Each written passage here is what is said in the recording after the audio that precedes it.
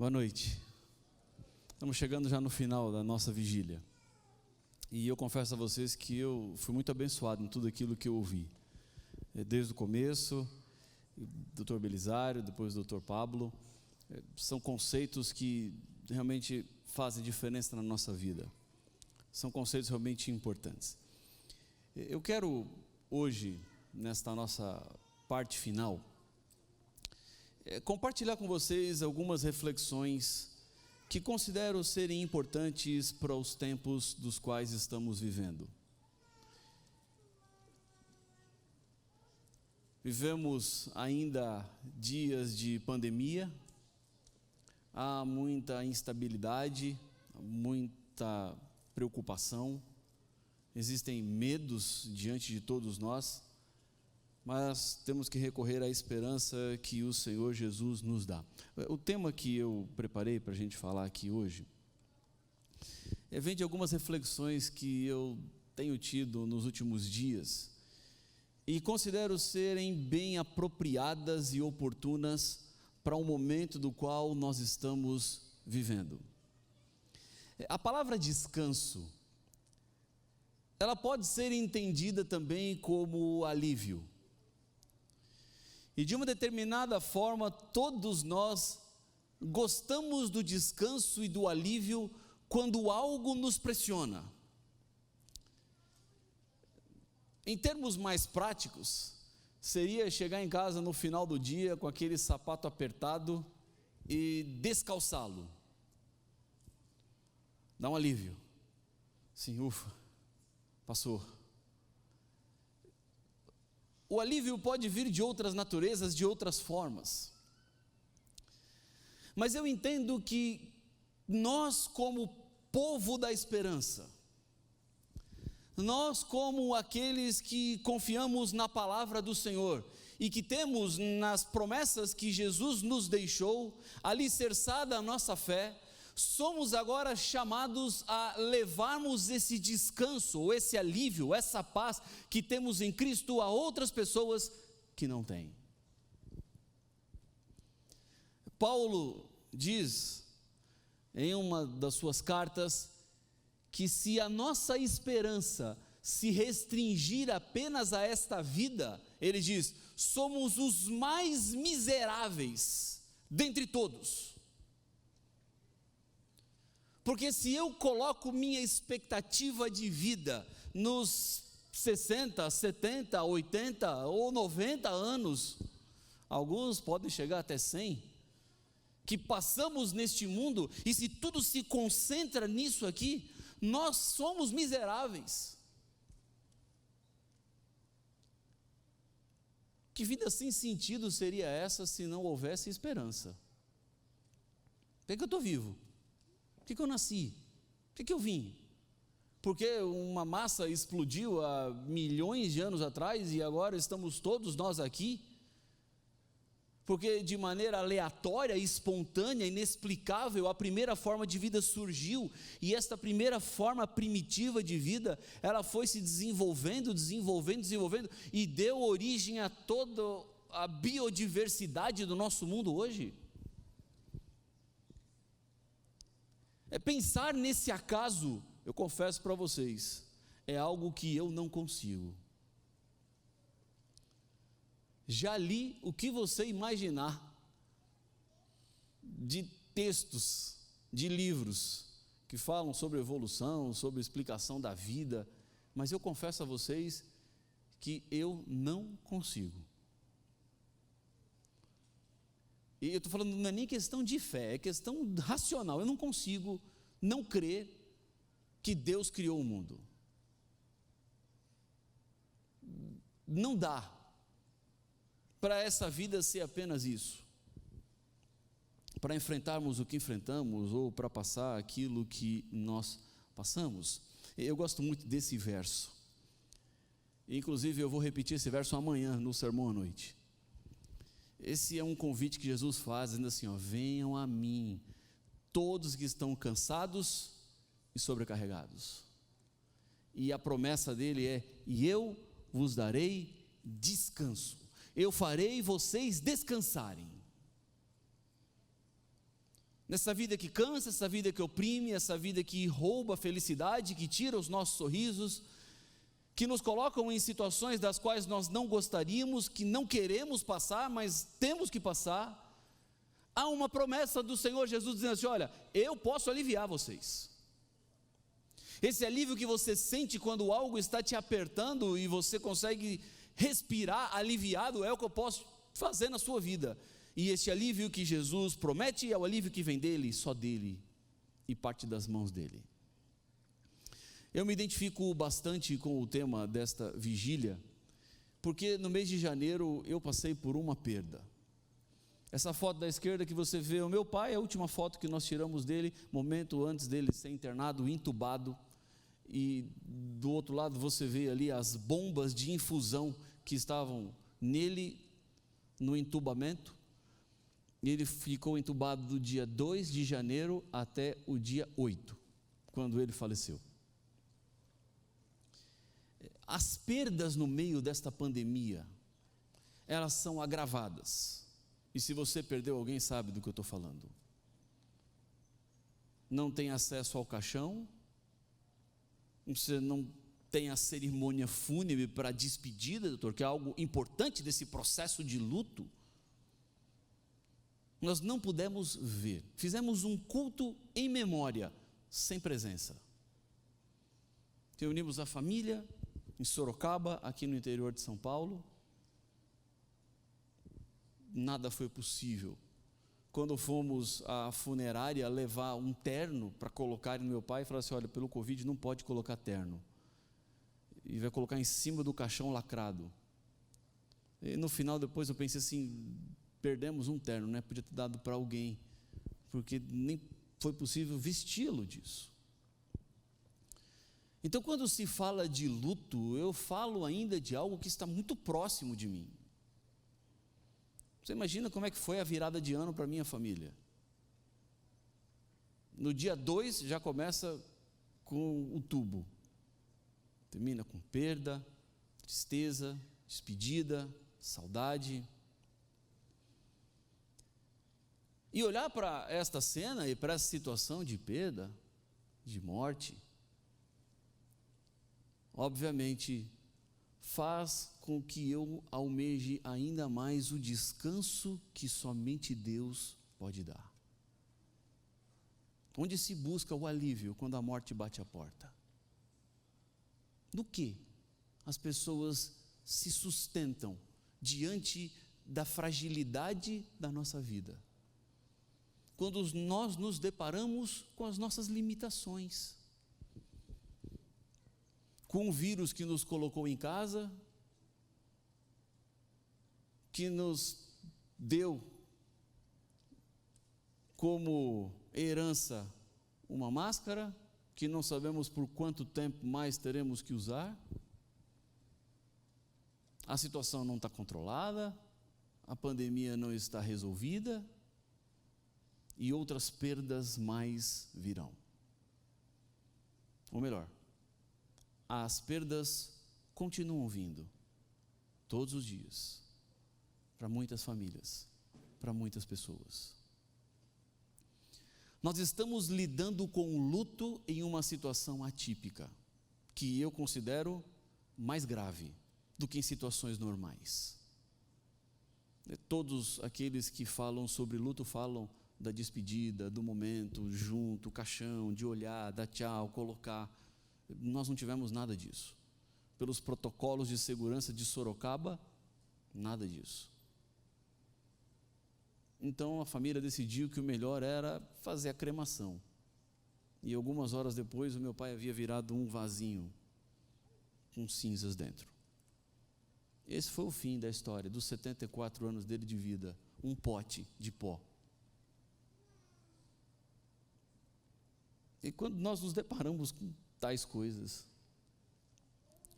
obviamente o cansaço ele se soma, ele faz com que fiquemos ainda mais sensíveis e vulneráveis.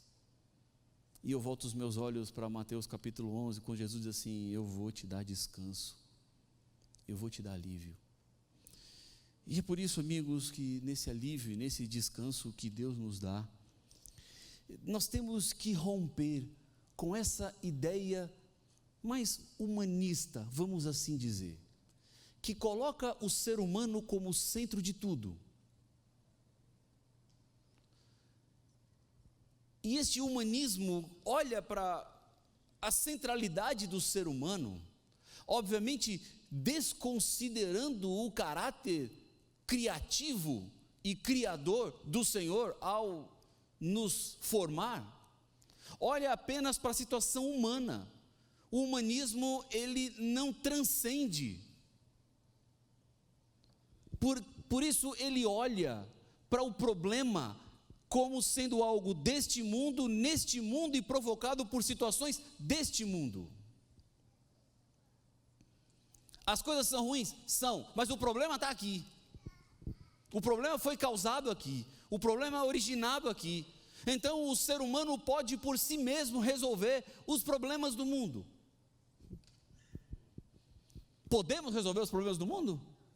Temos soluções? Não, não temos. Então, os opositores são materializados neste problema ou nesta ótica humanista diante das situações adversas que batem à nossa porta. Agora eu quero dizer para você que nós adventistas do sétimo dia, que nós cristãos, nós que lemos a Bíblia, que voltamos nossos olhos para a palavra do Senhor, nós descartamos essa explicação humanista.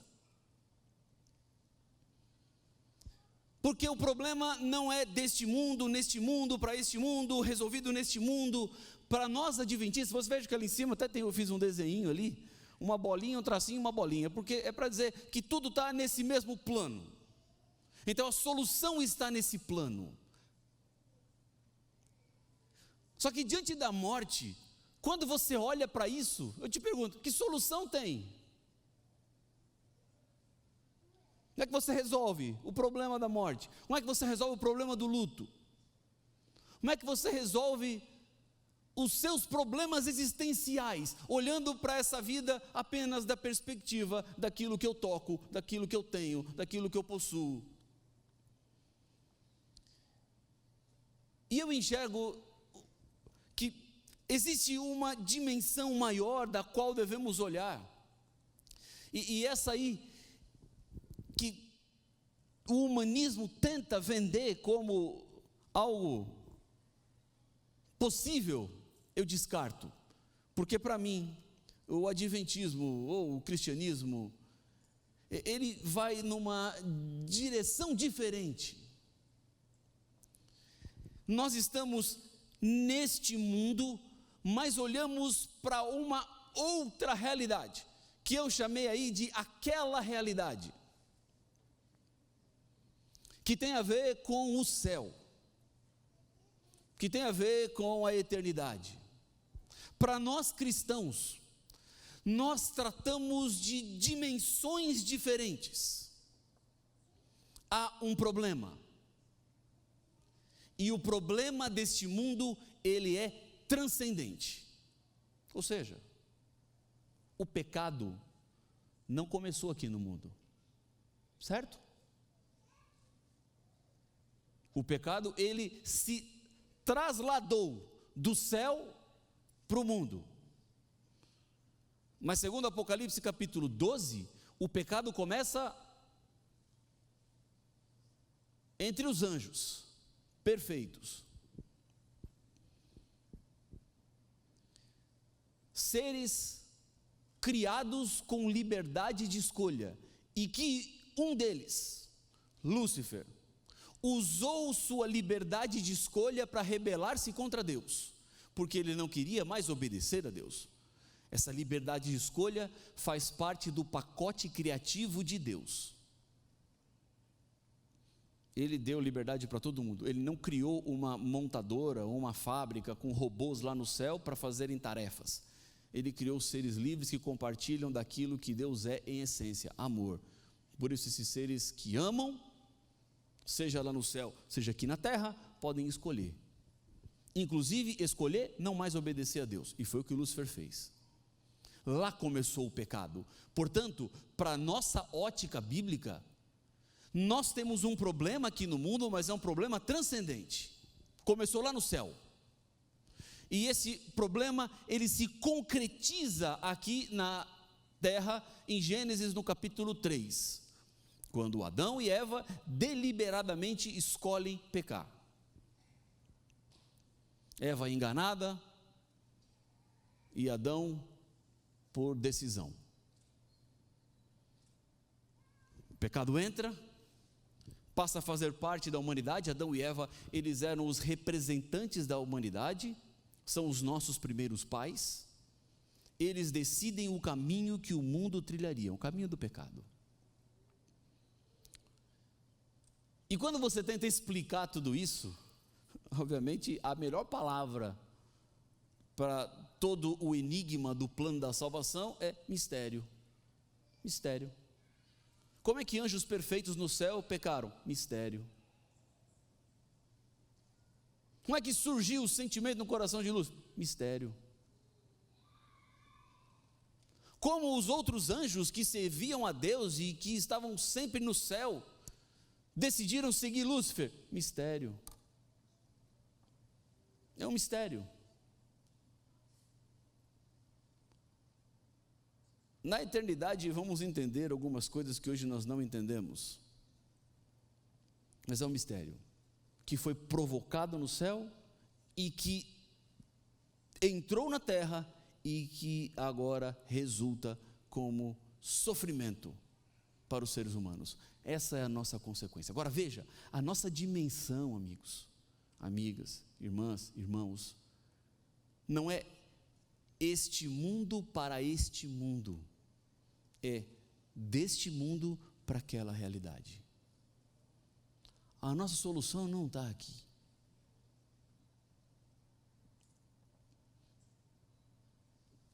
Ninguém vai resolver o nosso problema aqui do pecado. Quem poderia resolver o problema já veio e morreu na cruz.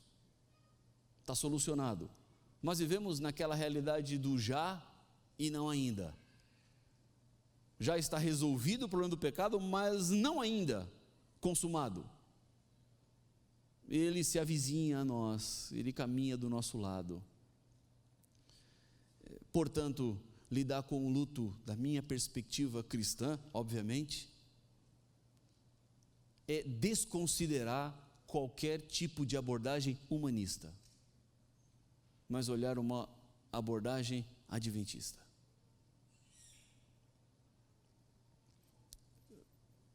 Temos situações difíceis aqui, mas o que nos move é que as situações difíceis um dia serão passadas. Elas vão ter fim. O mal não vai durar para sempre, o pecado não vai nos acompanhar para sempre. As perdas vão ficando pelo caminho. Vamos acumulando sofrimento em nossa vida de pessoas que convivemos e que hoje não convivemos mais. As pessoas que mais influenciaram a minha infância e minha adolescência já não tem ninguém vivo, só tem minha mãe. Mas os outros já foram. Pessoas que foram importantes. Pessoas que me inspiraram, que me ajudaram. Foram ficando pelo caminho e a vida vai seguindo o seu curso. E se eu parar para achar que é só isso aqui, amigos, amigas, viveremos em algo muito pequeno. Para nós o problema não está no ambiente, a solução está fora de nós. A solução está no Senhor. A solução está totalmente depositada em Cristo. E é nisso que nós nos agarramos. O nosso mundo vai passando por sensíveis e profundas transformações. Algumas pessoas fazem até um acróstico dizendo que o mundo está funny, frágil, muito frágil.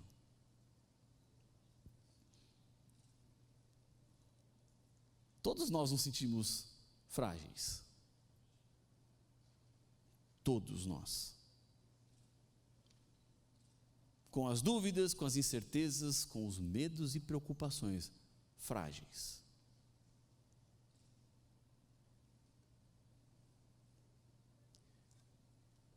Ansiedade, outro problema que vai atacando as pessoas. Na pandemia, ficou quase evidenciada uma outra pandemia. Além do coronavírus, a pandemia da ansiedade. Ontem, eu estava olhando assim no G1 e vi uma notícia lá dizendo que aumentou consideravelmente o pedido de auxílio-doença por causa de transtornos psiquiátricos. Isso é um dado. As pessoas estão pedindo auxílio-doença porque não tem condição psicológica, física, mental de trabalhar. E, obviamente, quando entrevistados lá, os responsáveis, eles atribuem tudo isso ao efeito pós-pandemia. Aumentou demais essa ansiedade. O mundo vai ficando cada vez mais não linear. E não linear significa tirar a previsibilidade daquilo que está por acontecer. Aqueles que olhavam as coisas assim, não, sempre tudo é muito previsível, tudo é muito presumível, segue sempre a mesma lógica.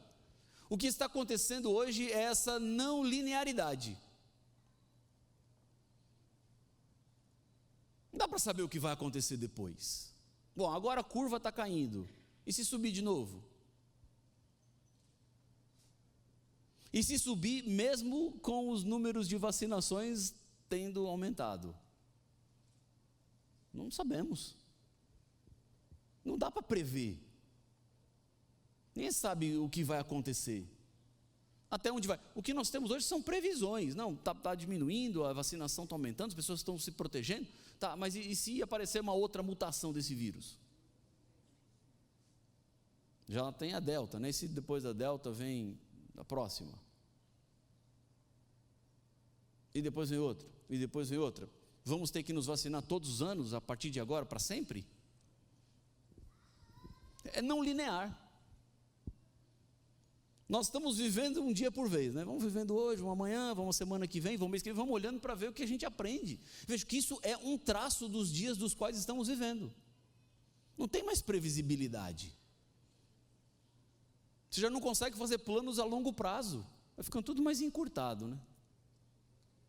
Você vai fazer plano daqui a um ano eu quero fazer uma viagem.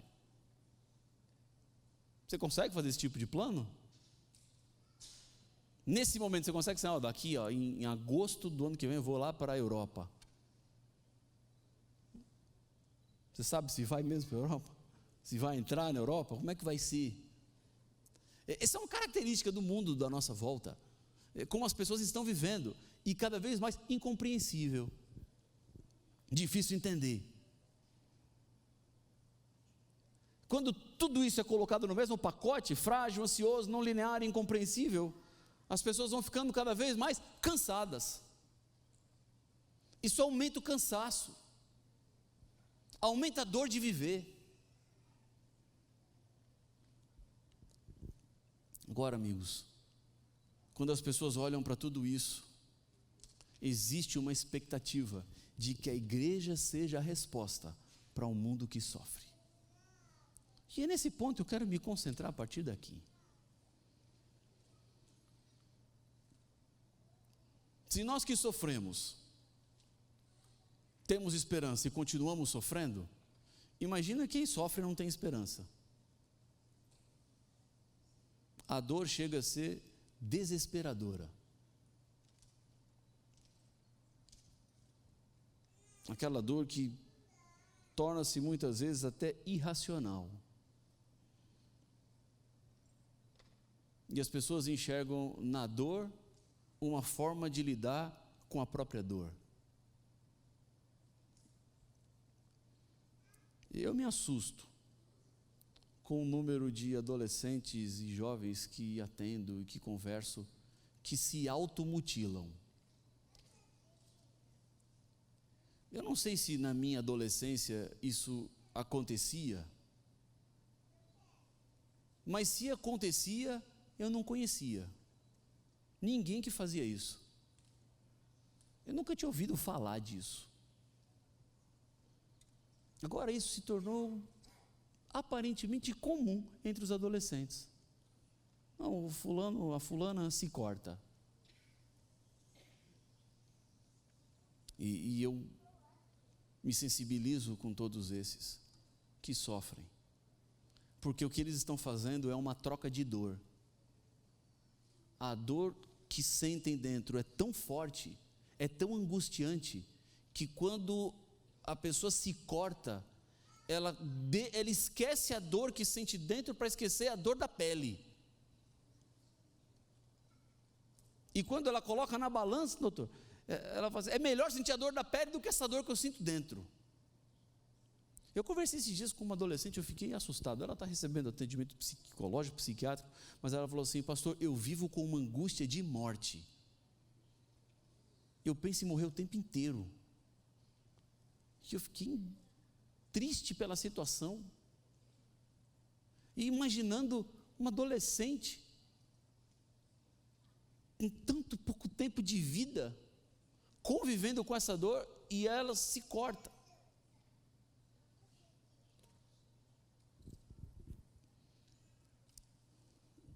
Olhando para essa situação, as pessoas olham para a igreja e falam assim, e aí igreja, o que você vai fazer com isso? O que você pode fazer diante disso, igreja? As pessoas esperam que a igreja seja a resposta para um mundo que está sofrendo. Se temos a esperança, precisamos levar a esperança. E trabalhar com os ruídos que temos no meio do caminho, para que a igreja consiga cumprir o seu papel. Eu gosto demais desse texto, do livro Ciência do Bom Viver, página 43, e resume muita coisa. Olha o que Ellen White está dizendo, unicamente os métodos de Cristo trarão verdadeiro êxito no aproximar-se do povo, das pessoas que estão em situações vulneráveis. Os métodos de Cristo vão dar êxito. E quais são os métodos de Cristo? Ele misturava-se com os homens, com uma pessoa que lhes desejava o bem, manifestava simpatia, ministrava as necessidades, granjeava-lhes a confiança.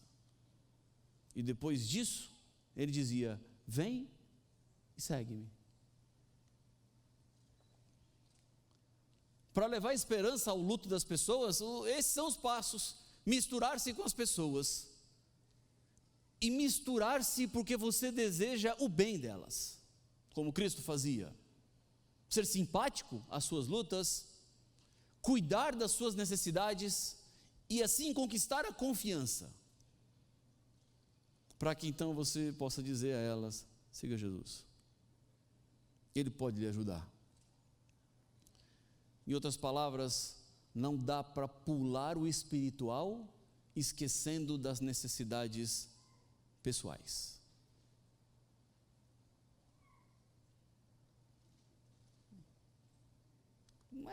Não, o espiritual resolve tudo. Não, o espiritual, ele tem muita força. Mas Deus não quer apenas que o nosso trabalho pelo outro, pelo próximo, fique apenas no nível espiritual. Quero dizer com isso, é que se uma pessoa vem falar para mim assim, pastor, eu estou com fome, então vamos orar aqui.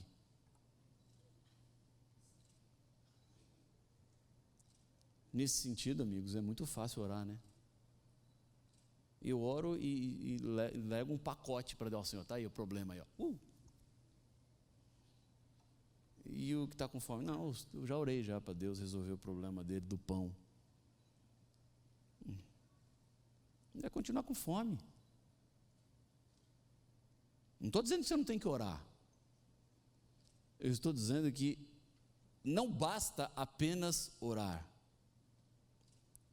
Como não basta também falar. Porque se alguém que vem falar comigo que está com fome, eu falo assim, pão para ela. Pronto, ela continua com fome. Minha palavra não resolveu o problema dela. Ela vai seguir com fome.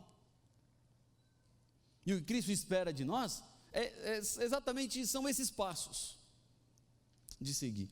No Dia das Crianças, eu fui com a minha filha e mais um casal distribuir brinquedos para crianças em alguns assentamentos ali de Brasília. Eu confesso que eu achava que ia durar um pouco mais, Mas os brinquedos evaporaram assim em segundos. Porque começou a surgir crianças tudo quanto é que nós paramos assim na frente de umas barracas, literalmente barracas que as pessoas estão morando lá. Tinha algumas crianças e quando nós paramos o carro já juntou a criançada, não sei, parece que eles sabiam que a gente ia dar alguma coisa para eles. Impressionante. E distribuímos livro missionário para os pais, brinquedo para as crianças e algumas coisas assim não tão saudáveis para eles comerem, mas que era importante para aquele momento, umas bolachas e outras coisas mais. E eu voltei dali assim, pensativo, né? Pensando na perspectiva daquelas crianças, o que seria delas?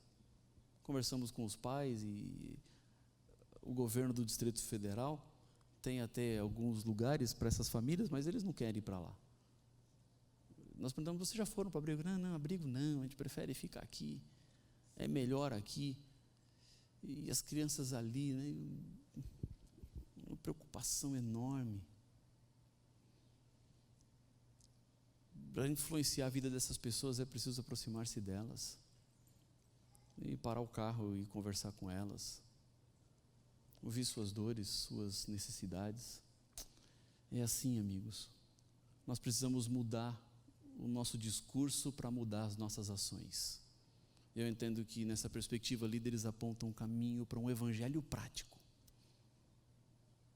onde nós procuramos e buscamos uma unidade, e essa unidade significa construir juntos. Diante disso, das muitas vozes que ouvimos como igreja, como povo do Senhor, nós precisamos viver um amor que seja irresistível. É amar as pessoas no limite máximo, para conseguir oferecer para elas o descanso que Deus nos dá. Um ambiente de confiança, aceitação, restauração, perdão. É isso que a igreja precisa ser. É isso que a igreja precisa fazer. Viver uma experiência religiosa viva e profunda com o Senhor. E eu vejo a igreja adventista como um oásis no meio do deserto. As pessoas estão sofrendo aí fora. As pessoas estão angustiadas aí fora. E nós podemos ser este oásis para um mundo cansado. A Bíblia, o Evangelho e a igreja trazem a certeza do descanso. Problemas que nós não vamos conseguir resolver, é verdade, mas podemos oferecer para as pessoas a certeza do descanso, e a Bíblia tem vários textos falando sobre isso. Portanto, resta um repouso para o povo de Deus. Deus está falando, vou dar repouso para vocês, eu vou dar o descanso para vocês. Aquietai-vos e sabei que eu sou Deus. Está ansioso por quê? Quiete-se. Calma. E eu estou falando isso aqui para mim, tá? Porque eu sou ansioso. E ansiedade é excesso de futuro. E eu penso demais no futuro. Até minha esposa às vezes fala assim, pensa menos no amanhã, pensa mais no agora. Porque eu sempre fico no depois, depois, que vem depois, que vai acontecer depois. Não esquece o depois, vá, vive o agora. Preocupa-se com agora. E aquiete-se, Deus está dizendo, deixa comigo. Há um verso assim que eu acho muito interessante, né? Quando Jesus fala assim, ó, basta cada dia o seu mal. Tem tanta coisa atrás desse verso, mas Jesus está dizendo assim, olha, viva o mal hoje.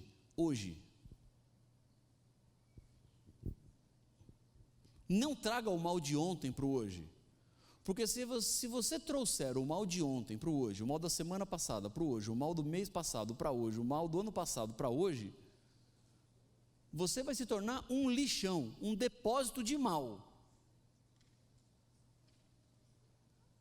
E este mal vai lhe destruir. Quando Jesus fala assim, olha, basta cada dia o seu mal, o que ele está dizendo é, não existe mal suficiente num dia para te destruir. Então, viva o mal hoje. Se alguém me fez mal ontem, esse mal me afetou ontem. Agora, se eu trago o mal que a pessoa me fez ontem para hoje, embora esse mal já não esteja mais sobre mim hoje, eu carregarei um peso enorme sobre os meus ombros, e a vida se torna insuportável. Por isso Jesus diz: basta cada dia o seu mal. É o mal de hoje, hoje. Amanhã você vive o mal de amanhã, mas o mal de hoje é hoje. Não fique carregando muito mal sobre as costas, é o que Jesus está dizendo. Cada dia o seu mal. Então hoje tem mal? Tem. Então é hoje. Amanhã é outro mal. E você vive com o mal de amanhã. Mas o mal de amanhã fica amanhã também, porque depois de amanhã vai ter outro problema. E aí você vive com o problema do outro dia. Não fique carregando muito mal, porque isso vai te destruir. Deus está dizendo: aquiete-se, filho. Aquiete-se, filha. Eu sou Deus, estou aqui. Eu não vou deixar que o mal te destrua. Mas tem que confiar em mim. Tem que continuar andando ao meu lado. Para essa sociedade que está cansada, né? A fadiga da pandemia. Começam a falar por aí. Não é possível combater, segundo a OMS. Ninguém descansa se não estiver num ambiente seguro. Eu passo por isso várias vezes. Como viajo bastante e fico pingando de hotel em hotel, geralmente a minha primeira noite no hotel nunca é muito boa. Talvez deve ter alguma coisa do meu cérebro, né? Deve se adaptar, se ambientar. Mas a primeira noite nunca é uma noite boa. É a noite da vai.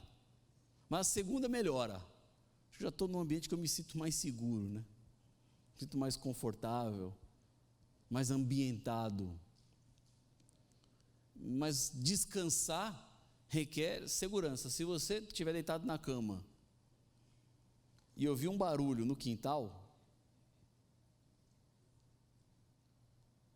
não descansa mais, né? Eu lembro uma vez que eu era pastor em Jacareí, morávamos numa casa, e a casa tinha um histórico meio complicado, né?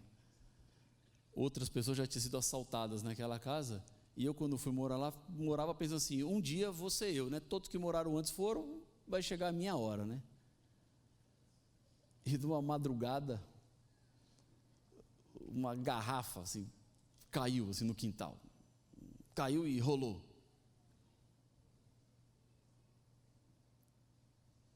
Que desespero. Aí eu falei: é hoje. Vai ser hoje o dia do assalto, né? Estão lá fora. Aí eu acordei minha esposa e falei assim: Ueli, você ouviu? Ela não tinha ouvido nada, né? O quê? Eu falei: uma garrafa caiu lá fora. Aí ela falou assim: eu não ouvi não. Eu falei: vai lá ver ela. Ela falou assim: eu não. Eu estou confessando para você, né? Se eu não ouvi nada, eu falei: você tem uma garrafa, acabou de cair lá fora a garrafa. O barulho da garrafa.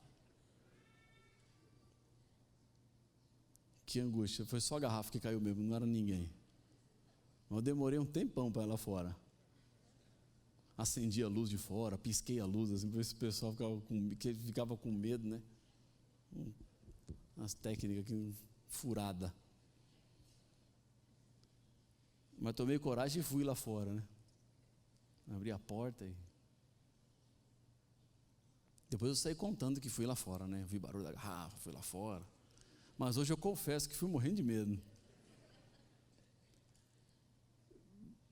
Mas se eu não fosse ver lá fora, não ia dormir mais. Não tinha jeito mais de dormir. Foi minha filha que deixou uma garrafa lá e bateu um vento e a garrafa caiu. E eu... Bom, talvez foi isso, né? Não sei. Vai que alguém viu, ficou com medo, bateu a garrafa e foi embora. Mas não deixou nenhum vestígio. Até onde eu sei, não é nada, foi só a garrafa que caiu mesmo. Mas impossível descansar. Impossível dormir.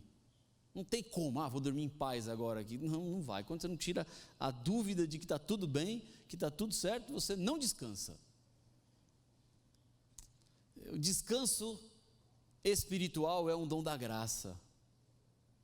Pessoas que se sentem traídas, fracassadas e ameaçadas, elas precisam serem acolhidas para descansarem nas promessas. Descanso é aquilo que Deus está dizendo: filho, você não precisa ser Deus da sua vida, então, portanto, descanse naquilo que eu posso fazer por você. Há alguns textos bonitos assim, é seu propósito comunicar paz e descanso a todos os que a Ele vão em busca do pão da vida. Diz o Caminho a Cristo na página 47, a vida em Cristo é uma vida de descanso. Caminho a Cristo na página 70, Jesus olhava aos aflitos e desalentados, aqueles cujas esperanças se haviam desvanecido e que procuravam com alegrias terrenas acalentar os anseios da alma, e convidava a todos a nele buscarem descanso. Como é que a gente lida com todos os problemas da vida? Aí, buscando nele descanso. Agora, olha para isso aqui. Isso foi eu que fiz. Está bonitinho o desenho? Foi o máximo que eu consegui fazer. Mas veja, Igreja Adventista do Sétimo Dia. Olha que coisa interessante. Adventista significa o cumprimento da promessa futura da volta do Senhor Jesus. O nome Adventista aponta para uma realidade que está próxima de acontecer: o descanso eterno com a volta do Senhor Jesus. Descansaremos do pecado, descansaremos da morte, descansaremos da dor. O cumprimento disso em Apocalipse capítulo 21, versículo 4. Quando Deus enxugará dos olhos toda lágrima, e já não haverá pranto, morte, dor, luto, porque tudo isso vai ter passado. Olhamos para o futuro. Mas, no nome que carregamos como igreja, como povo, temos também do sétimo dia. E o sétimo dia é o descanso semanal que aponta para a promessa do retorno. Guardar o sábado é um reconhecimento de que fomos criados por Deus. Isso está lá no 4º mandamento. Por que descansamos? Porque em 6 dias o Senhor fez os céus, a terra, o mar, tudo que neles há, e no 7º descansou. Então, porque eu creio que Deus é o Criador, eu descanso como Ele descansou, no sábado, 7º dia. Isso está em Êxodo capítulo 20, versículo 8, o 4º mandamento. O descanso que acontece a cada semana, o descanso que Deus me dá hoje. Veja que no nome adventista do sétimo dia, há uma dupla dimensão do descanso. Eu descanso a cada 6 dias, no 7º, e descansarei na eternidade com Cristo quando Ele voltar. Ou seja, a religião que Deus propõe para nós é uma religião de descanso. Agora, não estou falando de religião de inércia. Esse descanso não tem nada a ver com inércia. Não vou fazer nada então agora, porque não é isso. É o descanso que Deus dá. É o descanso que recompõe as nossas baterias, que dá alegria de vida. É o descanso que Ele dá para aqueles que sofrem, para os corações que estão enlutados e chorando. Deus nos dá o descanso. Por isso, para um mundo cansado, a certeza do descanso. Deus pode transformar esse descanso com o conhecimento bíblico, com a experiência da vida cristã, com a confiança, com a aceitação, com a igreja como casa de perdão, restauração, paz, o amor no limite máximo, porque a promessa é: eis que venho sem demora. Bem-aventurado aquele que guarda as palavras da profecia deste livro. É nisso que nós nos agarramos, no cumprimento final da promessa de Cristo, quando Ele virá para nos buscar. Eu gosto muito dessa música. Não nem combinamos que vocês vão cantar essa música, só vou falar da letra. Mas se o seu prisma já quiser vir, já estamos chegando no fim. Eu gosto muito dessa letra ali. E eu andei meditando nela esses dias. Olha a profundidade dessa letra. Cristo é pão ao faminto. É luz que orienta na escuridão. Cristo dá paz ao aflito, dá força ao cansado, dá vida e perdão. Isso aqui é descanso. Quero imitar meu Jesus no serviço e viver como Ele viveu. O exemplo dele. E o caminho basta viver o amor, basta crescer no Senhor, porque não há maior privilégio do que ser feliz, porque outros já são. Basta viver o amor, basta crescer no Senhor. E aí vem um apelo, né? Vamos deixar Jesus Cristo usar nossa vida, usar nossas mãos. Vou viver para servir. Com o meu sorriso, com a minha mão, dando forças ou dando atenção. Eu quero viver para servir. Quero ser um amigo leal, um irmão. Quero plantar uma flor no caminho por onde as pessoas virão. E o convite vamos viver o amor, vamos crescer no Senhor. Vamos fazer do serviço o tema constante da nossa canção. Vem, vamos juntos cantar. Vem dar o seu coração. Vem, vamos juntos cantar, ajudar, repartir, estender nossa mão. E a decisão, né? Vou viver para servir, com meu sorriso, com a minha mão, dando força, dando atenção. Quero viver para servir. Quero imitar meu Jesus no serviço e viver como Ele viveu. Repete, quero plantar uma flor no caminho por onde as pessoas virão. Vou viver para servir. Há descanso para todos. Há um alívio disponível para todos. E eu olho assim para esse descanso, né? A Igreja Adventista do Sétimo Dia propõe descanso físico, mental e espiritual. E como é que a gente descansa fisicamente? Sábado, cuidando da saúde, os 8 remédios naturais, a adoração, alguns projetos que têm a ver com o cuidado físico, quebrando o silêncio, ajudando as pessoas que estão sendo as maiores vítimas, às vezes, da sociedade, de pessoas dentro da própria casa. O descanso mental, o equilíbrio, a família, a igreja, a ADRA, a ASA, os pequenos grupos, o descanso espiritual, o evangelismo, a volta de Jesus, os estudos bíblicos, os batismos. Descanso. Descanso que Deus tem para dar. Veja como essa proposta é diferente de uma proposta deste mundo, que não tem solução. É viver com a morte, é encarar a morte, mas o que Deus está nos chamando é algo muito maior. É uma vida que tem utilidade para ajudar outras pessoas a encontrarem o caminho da paz, o caminho da salvação.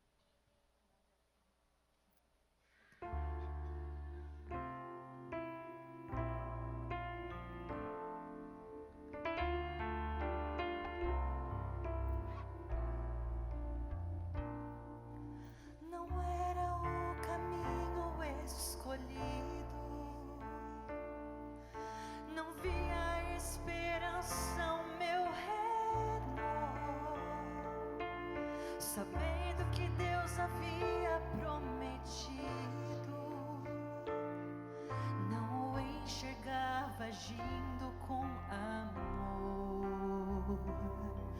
No entanto, este caminho tão sofrido levou-me aonde nunca imaginei. Parada envolta em assombrosas trevas, meu coração aprendeu a dizer: escolho a Cristo. Quando tudo fala para desistir, escolho a fé e confiar, acreditar que Deus é bom e que em breve voltará. Todo tempo escolho a Cristo.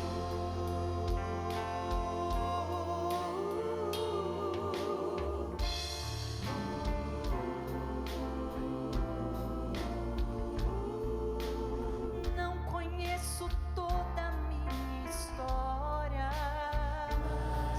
mas bem sei que com amor Deus planejou.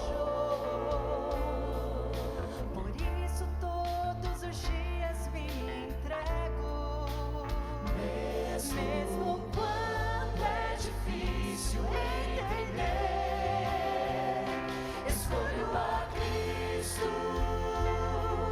Quando tudo fala para desistir,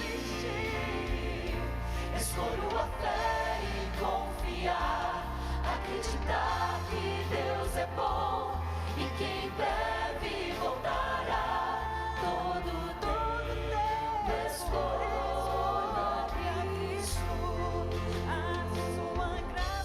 sua graça, tudo evitar. Seguirei a Cristo, não importa o que custar. Escolho a Cristo.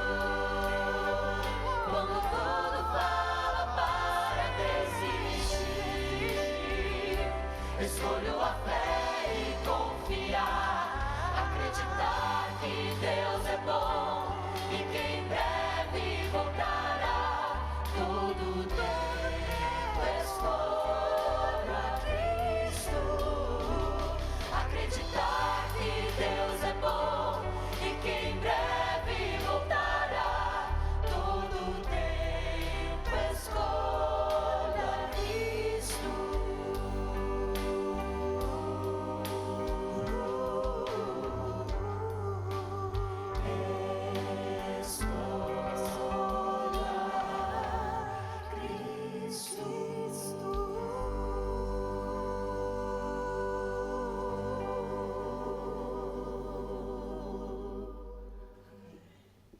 Amém. Vamos colocar em pé, vamos orar, pedir a bênção do Senhor a todos agora que vamos nos despedir.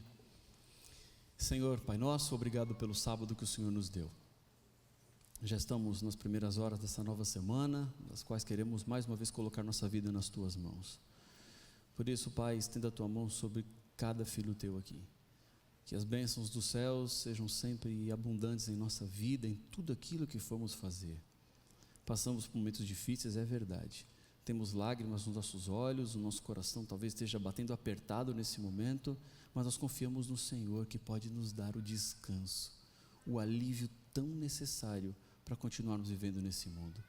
E assim como encontramos no Senhor a solução para os nossos problemas, ajude-nos a levarmos o Senhor para aqueles que ainda não lhe conhecem. Permanece, portanto, ao nosso lado neste momento. É o que eu lhe peço no nome de Jesus. Amém.